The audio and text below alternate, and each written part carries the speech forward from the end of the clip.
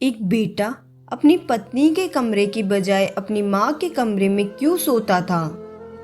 आधी रात में जब गायत्री की नींद खुली तब आज फिर उसका दिल आशंकाओं से भर उठा था, क्योंकि उसका बेटा विनोद बहू के कमरे की बजाय उसके बिस्तर पर बच्चों की तरह आड़ा तिरछा लेटा हुआ था।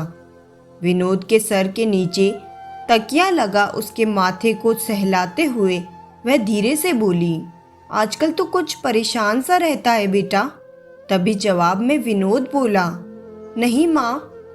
शायद माँ के स्पर्श से विनोद की कच्ची नींद भी खुल गई थी और वह करवट ले गायत्री के करीब आ गया था। पिछले महीने गायत्री के पति के गुजर जाने के बाद अब उसे भी गहरी नींद कहाँ आती थी। रातें तो यूं ही आंखें मूंद हल्की झपकियों में ही कट रही थी। ऊपर से बेटे की यह बेचैनी। गायत्री ने विनोद से कहा, आजकल जाने कब तू मेरे बिस्तर पर आकर सो जाता है। बहू से नाराज है क्या? विनोद बोला, नहीं माँ। किसी अबोध की तरह माँ से लिपटने की कोशिश करते हुए इस सवाल को भी उसने टाल दिया।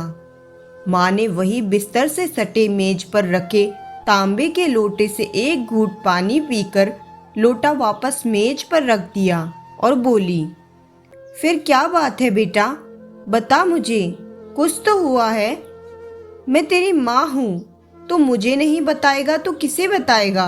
विनोद बोला, कुछ भी नहीं माँ। माँ की गोद को छोटे बच्चों की तरह बाहों में भरने की कोशिश करते हुए वह उसके हर सवाल को खारिज कर रहा था।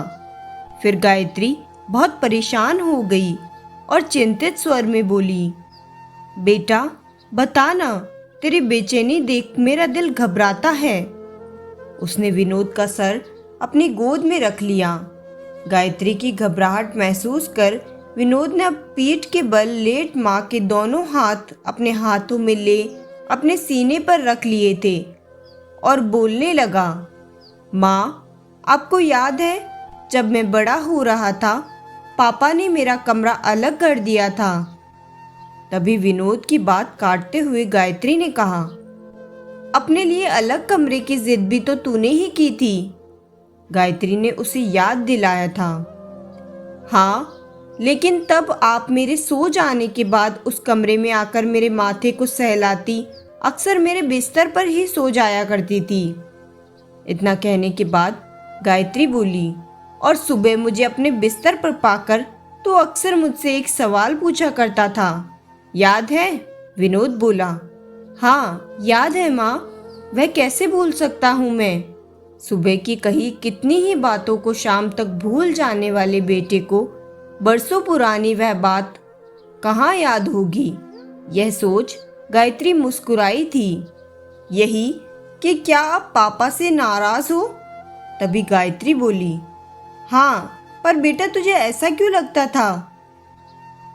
आज वर्षों बाद शायद माँ भी शिद्दत से बेटे के मन की उस बात को जान लेना चाहती थी जिसे जानने की फुर्सत उसे आज से पहले कभी नहीं मिली, क्योंकि मैं आपको हमेशा पापा के साथ देखना चाहता था। पिता को याद करते हुए बेटे ने अपने सीने पर रखे माँ के दोनों हाथों पर अपनी पकड़ मजबूत की थी। बेटा, मैं भी तुम्हें हमेशा बहू के साथ देखना चाहती हूँ। माँ ने झुककर बेटे का माथा चूमकर कहा, माँ, तब आप पापा को कमरे में अकेला छोड़ मेरे पास क्यों आ जाती थी? बेटा, डर लगता था कि अकेले कमरे में कहीं तू डर ना जाए।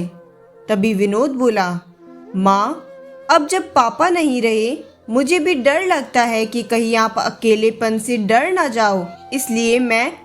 इसके आगे वह कुछ कह ही नहीं पाया। माँ बेटा एक दूजे से लिपट गए थे और सारे शब्द आंसुओं में बह गए थे। अर्थात ऐसे समय में माता पिता को अपने बच्चों की आवश्यकता होती है, इसलिए उनके बच्चों को अपने माता पिता को कभी भी अकेला नहीं छोड़ना चाहिए। तो दोस्तों, हम आशा करते हैं कि आपको हमारी यह कहानी पढ़कर ज़रूर अच्छी लगी होगी, और अगर हमारी यह कहानी आपको पसंद आए तो वीडियो को लाइक और शेयर ज़रूर करें। अगर आप हमारे चैनल पर नए हो तो चैनल को सब्सक्राइब करना ना भूलें। धन्यवाद।